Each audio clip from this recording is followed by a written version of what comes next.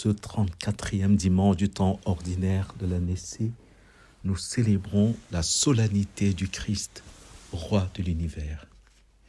Et pour cela, la Sainte Liturgie nous propose l'évangile de Jésus-Christ selon saint Luc. En ce temps-là, on venait de crucifier Jésus et le peuple restait là à observer. Les chefs tournaient Jésus en dérision et disaient « Il en a sauvé d'autres, qui se sauve lui-même, s'il est le Messie, l'élu. » Les soldats aussi se moquaient de lui. S'approchant, ils lui présentaient de la boisson vinaigrée en disant « Si tu es le roi des Juifs, sauve-toi toi-même. » Il y avait aussi une inscription au-dessus de lui. « Celui-ci est le roi des Juifs. » L'un des malfaiteurs suspendus à la croix l'injuriait. « N'es-tu pas le Christ? Sauve-toi toi-même et nous aussi. » Mais l'autre lui fit de vifs reproches. « Tu ne crains donc pas Dieu? Tu es pourtant condamné toi aussi. Et puis, pour nous, c'est juste. Après ce que nous avons fait, nous avons ce que nous méritons. Mais lui, il n'a rien fait de mal. » Et il disait, « Jésus, souviens-toi de moi quand tu viendras dans ton royaume. » Jésus lui déclara, « Amen, je te le dis, aujourd'hui, avec moi, tu seras dans le paradis. » En célébrant le mystère du Christ, roi de l'univers, que célébrons-nous? Pour entrer dans la contemplation de ce très beau mystère, ce magnifique mystère, mystère des mystères, le Christ, roi des rois. Écoutons ce que nous dit la deuxième lecture de ce dimanche à propos de cette solennité pour entrer là-dedans. Parce qu'au fait, la solennité du Christ, roi de l'univers, nous révèle ce pourquoi Dieu a accompli toutes choses, le but ultime de tout ce que Dieu, de toutes les œuvres de Dieu, le but ultime de la création, le but ultime de la rédemption. D'ailleurs, on voit le but ultime de la rédemption nous est révélé dans le Saint-Évangile. Jésus lui déclara, « Amen, je te le dis, aujourd'hui avec moi, tu seras dans mon royaume. » Alors, qu'est-ce que cela veut dire? La deuxième lecture nous dit ceci, « Frères, rendez grâce à Dieu le Père, qui vous a rendu capable d'avoir part à l'héritage des saints dans la lumière. » Voyez, nous allons toucher le but ultime de la foi, de la vocation, de la vie chrétienne, la raison ultime pour laquelle Dieu a fait toutes choses. Voyez, et cela s'appelle le royaume. Dieu a voulu, Dieu est Dieu, Dieu veut des dieux, autrement dit, Dieu veut des dieux. Si Jésus est roi, c'est pour que nous soyons rois. C'est pour nous qu'il est roi. Pour nous les hommes et pour notre salut. Notre salut n'est rien d'autre que de régner avec Dieu. Saint Paul nous l'a dit, si nous souffrons avec lui nous régnerons. Voyons la beauté de ce grand mystère du Christ roi de l'univers qui ferme l'année liturgique et qui nous rappelle que le but de toute l'année liturgique, c'est notre intronisation. Le but de toute la vie liturgique, c'est notre intronisation avec le Christ auprès du Père. Lui qui siège à la droite du Père veut régner, siéger à la droite du Père avec nous. D'ailleurs, c'est dit, vous qui m'avez suivi, vous siégerez sur 12 trônes, vous siégerez sur 12, vous régnerez avec moi. Alors, sur la deuxième lecture qui nous donne la clé, nous arrachons au pouvoir des ténèbres et nous a placés dans le royaume de son Fils bien-aimé. Quand on dit il nous a placés, c'est pas qu'il nous a cédé une petite place. Il nous a intronisés. En lui, nous avons la rédemption. Et en disant nous avons la rédemption devient notre propre mystère. Vous voyez, c'est ça qu'on appelle la co-rédemption, parce que Jésus veut que notre rédemption, qui vient de lui seul, devient notre propre mystère. Aujourd'hui, avec moi, tu régneras. Aujourd'hui, avec moi, tu seras dans le royaume. D'ailleurs, je vous signale en passant que quand Jésus dit au bon larron, vous voyez, le bon larron, vous voyez, l'oxymore, bon et larron, ça ne va normalement pas. Soit on est larron, soit on est bon. Mais là, Jésus a voulu que ce soit les deux. Et de manière à nous connaturaliser. Il ne saupoudre pas. Vous voyez, ça se fait, il n'agit pas de l'extérieur. Il nous connaturalise. Il nous fait participer à tout. Saint Pierre qui a compris, tu nous as fait participants de ta nature. Est-ce qu'il y a une limite à ça? Est-ce qu'il y a une limite à ce que dit Jésus? L'ange prévient Marie. Je te salue, plénitude de la grâce. Il siégera sur le trône de David, son père, et son règne n'aura pas de fin. Son règne ne sera pas limité à lui. Tu seras reine avec lui, car il est le roi des rois. Jésus est roi pour que nous soyons rois des rois. Alors, la première question qu'il faudrait d'ailleurs se poser, la deuxième lecture de Saint Paul, il faudra la continuer, elle est tellement belle. Il est l'image du Dieu invisible, le premier-né avant toute créature. En lui, tout fut créé dans le ciel et sur la terre, les êtres visibles et invisibles, puissance, principauté, souveraineté, domination. Tout est créé par lui et pour lui. Dieu a jugé bon qu'habite en lui toute plénitude et que tout par le Christ lui soit enfin réconcilié, faisant la paix par le sang de sa croix, la paix pour tous les êtres sur la terre et dans le ciel. Christ est roi pour que nous soyons rois. Et cette solennité nous rappelle que le Christ n'agit pas de l'extérieur. Il nous intronise, il nous divinise, il nous connaturalise à lui, il nous fait participants de sa nature depuis la création. Alors, entrons dans l'intelligibilité du mystère. Est-ce que le Christ est roi pour lui-même? Est-ce que Dieu est roi pour lui-même? Oui.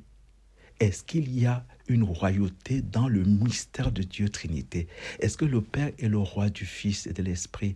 Est-ce que le Fils est le roi de l'Esprit? Est-ce que l'Esprit est le roi du Père et du Fils? Non, Dieu est Dieu. Il est au-dessus de tout cela. Il vit sa vie de Dieu. Il est la contemplation de la contemplation, l'amour de l'amour. Il est le bonheur, il est son propre bonheur. Pas besoin. Si les trois étaient rois dans la Trinité, ce serait la cour du roi Péto. Vous êtes d'accord avec moi? Oh non, c'est une vie essentiellement contemplative, éminemment contemplative. Le bonheur, les deux processions, la procession de la vérité, le Verbe, et la procession de l'amour, l'Esprit. C'est magnifique, c'est la vie divine. Au commencement était le Verbe, et le Verbe était auprès de Dieu, et le Verbe était Dieu. Or, nous savons que le Père est roi, roi du ciel, consolateur, l'Esprit Saint est roi. Dans le Gloria, nous disons que le Père est roi. Gloire à Dieu au pluriel du ciel, Seigneur Dieu, roi du ciel, Dieu le Père Tout-Puissant. Le Fils est roi. Je suis roi, dit le Seigneur, je suis roi. Le Fils est roi. Et le Saint-Esprit est roi. Roi du ciel consolateur. Si le Christ est roi, c'est pour nous qu'il est roi. La Trinité n'a pas besoin de royauté à l'intérieur de la Trinité parce que Dieu est Dieu. Si le Christ est roi, il est roi pour nous. L'Apocalypse nous le rappelle. Il a fait de nous une royauté de Dieu le Père. La première préface eucharistique des dimanches nous le rappelle, car désormais nous portons ces noms glorieux, sacerdoce royal, nation sainte. Et nous savons également que le baptême a fait de nous des prêtres, des prophètes et des rois. C'est notre propre mystère que nous célébrons depuis la création, comme nous le rappelle le psaume 8. Seigneur, qu'est-ce que l'homme pour que tu penses à lui? À peine le fis-tu moindre qu'un Dieu, le couronnement de couronnement, le couronnement de l'homme, le couronnement de gloire et d'honneur. Tu as mis toutes choses à ses pieds. Tu as fait de lui le roi des rois, le roi de la création. Oui, que nous dit l'Évangile en ce temps-là? Jésus venait d'être crucifié. Vous voyez, c'est quand tout semble perdu que la royauté est révélée. C'est Jésus crucifié. C'est pas Jésus faisant des miracles. C'est pas Jésus trônant au-dessus de tout. C'est pas Jésus subjuguant des foules par son enseignement. mais c'est Jésus crucifié et c'est écrit au-dessus de sa croix, Jésus, le roi des Juifs. Or, vous savez que cette inscription au-dessus de la croix, celui-ci est le roi des Juifs, c'est en latin, en hébreu et en grec, et vous savez bien pourquoi, c'est 3 langues. Et cette inscription, elle équivaut au tétragramme des 4 lettres du nom de Yahvé dans l'Ancien Testament. C'est exactement « je suis qui je suis ». C'est Jésus crucifié qui est Dieu lui-même dans toute sa divinité, c'est-à-dire l'être qui agit gratuitement. Et Dieu n'agit parce qu'il ne peut agir que gratuitement, uniquement pour se donner, parce qu'aucune de ses actions ne le ramène à lui pour le qualifier, pour en tirer satisfaction. Il ne peut agir que pour se communiquer. Il va te communiquer, y compris la rédemption. Il va tout donner, y compris ce que lui seul peut faire. Si quelqu'un croit en moi, il fera les mêmes œuvres que moi. Il en fera même de plus grandes. Parce que je vais vers le Père. Parce que du point de vue philosophique, Dieu est l'être premier qui est acte pur, qui ne peut agir parce qu'il est acte pur. Il ne peut agir que pour se communiquer lui-même et se communiquer gratuitement. C'est bien cela que nous célébrons ici. C'est la croix qui va nous révéler la royauté, cette royauté du don total. Le roi est celui qui est responsable de tous les sujets de son royaume sans exception et en tout ce qui les concerne. Voilà pourquoi on peut dire de Jésus qu'il est le Verbe qui éclaire tout homme et tout l'homme. Il peut pourvoir à toutes les nécessités vitales de l'homme. Il comble l'homme dans toutes ses dimensions, parce qu'il est roi, parce qu'il peut se donner. Il peut se donner totalement à travers le travail de l'homme. C'est lui qui se donne l'Eucharistie, travailler pour la nourriture qui demeure en vie éternelle.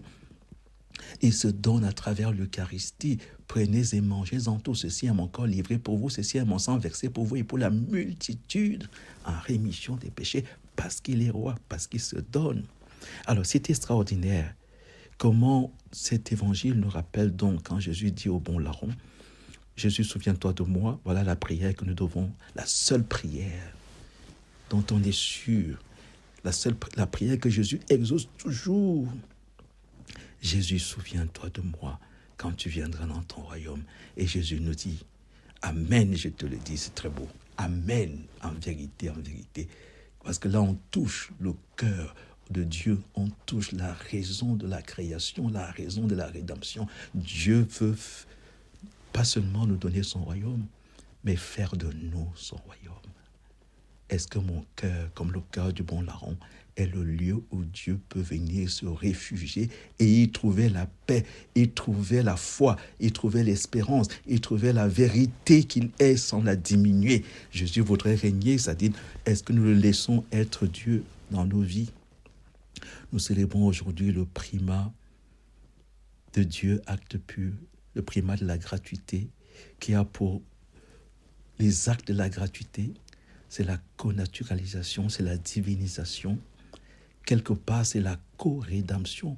C'est-à-dire, la co-rédemption, on ne peut la comprendre qu'au niveau mystique. C'est-à-dire, quand l'Esprit Saint est là, parce que l'Esprit nous est donné pour nous conduire vers la vérité tout entière, quand l'Esprit est là, alors il nous rappelle que nous sommes faits pour être connaturalisés.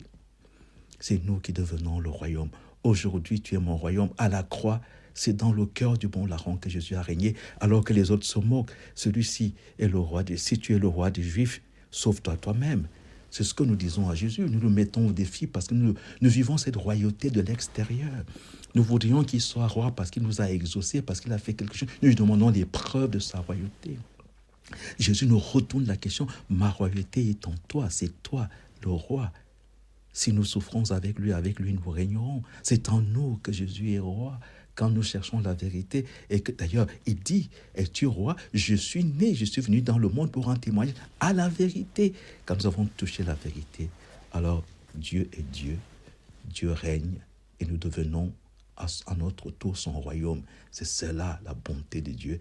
Il fait de nous ce qu'il voudrait faire pour nous, il fait que c'est lui qui le retrouve en nous. Ce que Dieu voudrait faire pour nous, il le fait pour que ce soit nous. C'est en nous qu'il trouve cela. Vous vous rendez compte? Nous devenons son royaume, nous devenons son refuge. Nous devenons, c'est magnifique. roi avec le roi. Amen.